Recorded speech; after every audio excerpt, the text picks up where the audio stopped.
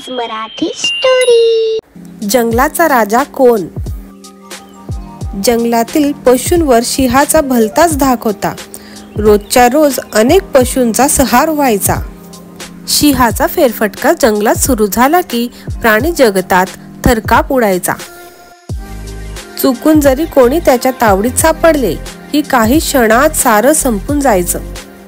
सिंह गर्जना कानी पडताच मोठे मोठे प्राणी पण मांजरीसारखे लपून बसायचे। दिवसामागून दिवस जात होते तसा तसा सिंहाचा त्रास वाढतच होता।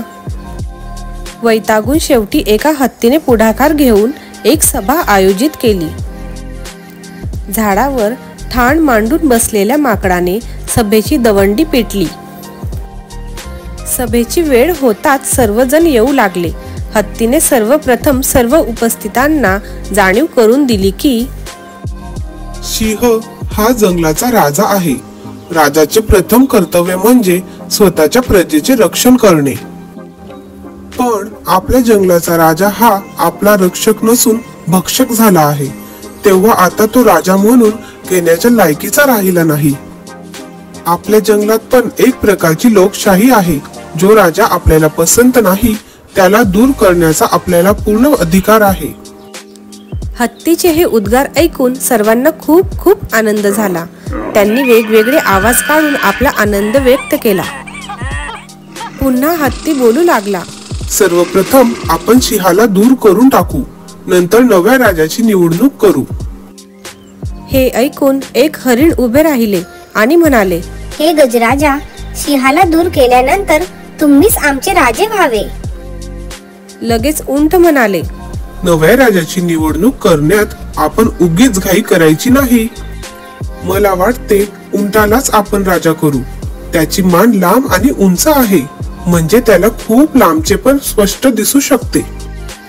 त्यावर शेळी आपल्या किरक्या आवाजात म्हणाली, उंटापेक्षा तर माझीच मान अधिक लांब आहे, मग मी पण राजा होऊ शकतो। जिराफ तावातावाने उद्गारला। तेवढ्यात गाढवाची हाची हाची ऐकू आली। इतका वेळ शांतपणे भाषणे ऐकत बसलेला कोल्हा हसत हसत थट्टेने उद्गारला, तर मग आपण गाढवालाच राजा करूया। सारे प्राणी त्या गोष्टीवर खडखडून हसले। गाढव संतापला, लाथा झाडीत सैरा वैरा कुदाकूद करू लागला। काय वाटेल ते होऊ, पण मीच राजा होणार, अस्वल ठामपणे म्हणाले। सभेत एकच गोंधळ उडाला, मीच राजा होणार, मीच राजा होणार। झाडावर बसून गंमत पाहत बसलेला माकड म्हणाले, या चर्चा करत बसण्यापूर्वी त्या सिंहाचा आधी बंदोबस्त तरी करा। सिंह जाण्यापूर्वीच तुम्ही जंगलाचे राजे कसे होणार?